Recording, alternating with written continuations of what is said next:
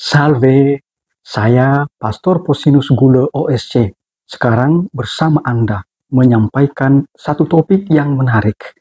Marilah tonton video ini sampai selesai. Kendati sedang sakit, Paus Fransiskus mengeluarkan keputusan penting tata suci. Pada tanggal 14 Februari 2025, Bapak Paus Fransiskus mengidap penyakit infeksi saluran pernapasan dan mesti dirawat di Rumah Sakit Gemelli, Roma, Italia.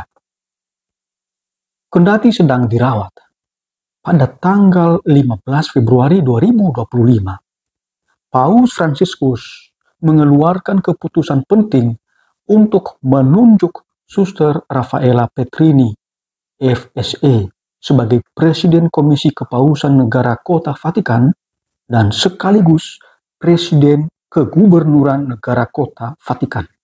Luar biasa. Dengan keputusan ini, Bapak Paus Fransiskus melakukan terobosan kedua setelah sebelumnya pada tanggal 6 Januari 2025 mengangkat Suster Simona Brambilla MC sebagai prefek dikasteri untuk Lembaga Hidup Bakti dan Serikat Hidup Kerasulan.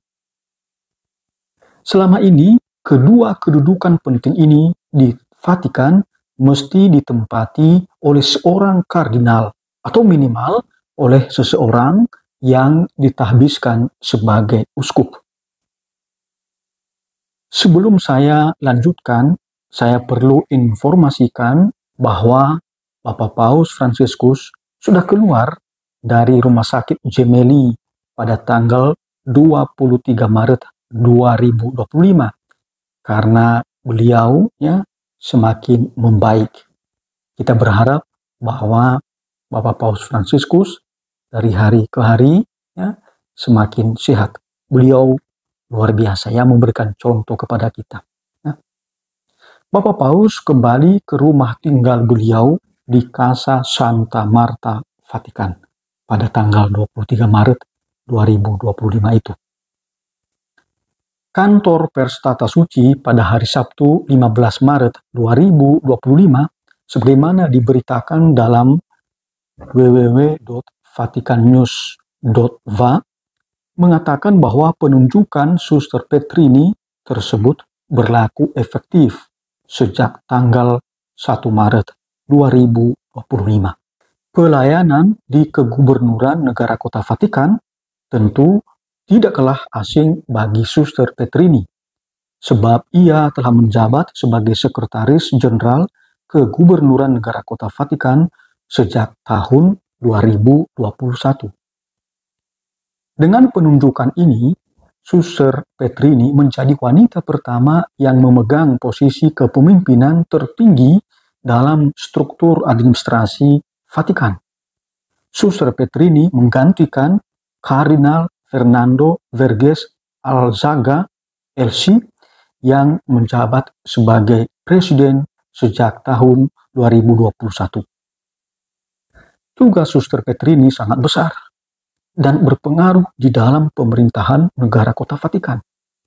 Sebab sebagai Presiden Kegubernuran Negara Kota Vatikan, Suster Petrini mengawasi tata kelola pemerintahan Kota Vatikan, mengelola operasi dan kebijakan sehari-hari sesuai dengan arahan tata suci.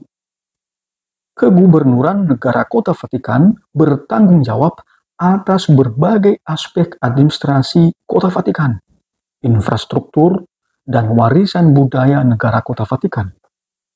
Selain itu, ia juga bertanggung jawab atas keamanan Kota Vatikan. Oleh karena itu, Departemen Kepolisian atau Korps Gendarmeri Kota Vatikan juga berada dalam tanggung jawab Suster Petrini. Wow, ini luar biasa Penerapan hukum gereja, tanda tanya. Penunjukan Suster Petrini dan Suster Simona Brambilla untuk menduduki jabatan penting dalam Kuria Roma menimbulkan diskusi hangat di kalangan ahli hukum gereja. Pertanyaan yang muncul, dapatkah seorang awam atau tak tertabis diangkat menduduki jabatan kepemerintahan di dalam tata suci, bahkan sebagai prefek dikasteri dan juga presiden suatu lembaga Kuria Roma? Nah, ini pertanyaan yang kadang-kadang muncul. Pertanyaan ini muncul oleh karena kedua suster ini tidak tertabis. Mereka adalah awam. Sebenarnya diskusi yang timbul ini membuka cakrawala berpikir kita. Kitab Hukum Kanonik, Kanon 129 sampai 131 membantu kita memahami peran awam di dalam kuasa pemerintahan gerejawi. Misalnya, Kitab Hukum Kanonik, Kanon 129 paragraf pertama, berbicara mengenai kuasa yurisdiksi atau potestas jurisdiksionis yang diterima karena tahbisan suci, seperti tahbisan presbiterat atau imam dan tahbisan episkopat atau uskup. Kaum tertahbis ini memiliki kuasa tahbisan atau dalam bahasa Latin disebut potestas ordinis.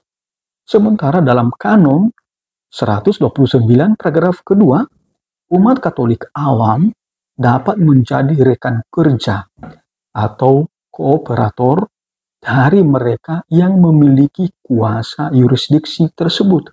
Jadi awam ya punya peran juga dan mesti diikutsertakan ya, sebagai rekan kerja. Paus sebagai uskup Roma dan kepala kolegium para uskup serta gembala gereja universal di seluruh dunia.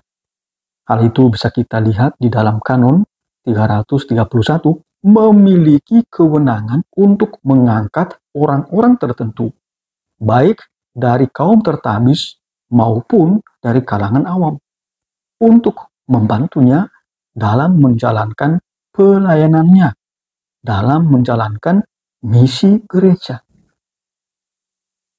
Dengan menunjuk Suster Petrini dan Suster Simona menduduki jabatan penting di Kuria Roma, Paus Fransiskus menerapkan semangat dan perintah yang dinyatakan secara jelas dalam Kanon 129 tersebut. Nah, ini pesan yang sangat penting untuk kita. Dalam konstitusi apostolik Predikate Evangelium, Paus Fransiskus menegaskan bahwa pemerintahan tata suci Vatikan secara khusus dalam Kuria Roma mesti melibatkan orang-orang yang dibaptis dan bukan hanya mereka yang sudah menerima tahbisan. Paus dan para uskup tidak ditetapkan oleh Kristus untuk melaksanakan sendiri seluruh misi penyelamatan gereja kepada dunia. Tidak. Orang-orang beriman Katolik oleh karena baptisan, ini sangat penting, oleh karena baptisan, mereka pun murid misioner yang mesti dilibatkan dalam kehidupan gereja. Hal itu bisa kita baca di dalam Predikate Evangelium ya, bagian 1 ya, nomor 10. Predikate Evangelium ini ya, saya yang menerjemahkan dari bahasa Italia dengan perbandingan bahasa Inggris ke dalam bahasa Indonesia. Anda bisa download ya dari situs Dokpen KWI ya, dan silahkan membacanya karena ini dokumen ini termasuk dokumen yang baru dan perlu kita ketahui karena ada banyak perubahan di Kuria Roma yang dilaksanakan oleh Bapak Paus atau yang diubah oleh Bapak Paus. Terobosan Paus Fransiskus melibatkan awam menduduki jabatan penting dalam Kuria Roma juga sebagai pesan untuk keuskupan-keuskupan dan paroki-paroki. Apakah peran awam demi kebaikan dan pelayanan gereja sungguh diberi tempat? Ini perlu kita lihat kenyataan. Dan apakah awam yang dipercaya dalam kehidupan menggereja sungguh-sungguh melayani demi kebaikan gereja? Nah, kalau misalnya Anda atau Bapak dan Ibu ya diminta untuk ya sebagai anggota seksi di paroki atau anggota komisi di keuskupan, nah apakah Anda ya menerima itu dengan penuh sukacita dan dengan penuh komitmen, dedikasi juga ikut ya membantu pelaksanaan misi gereja. Nah, ini nih pertanyaan yang perlu kita renungkan juga untuk diri kita. Tuhan memberkati. Amin.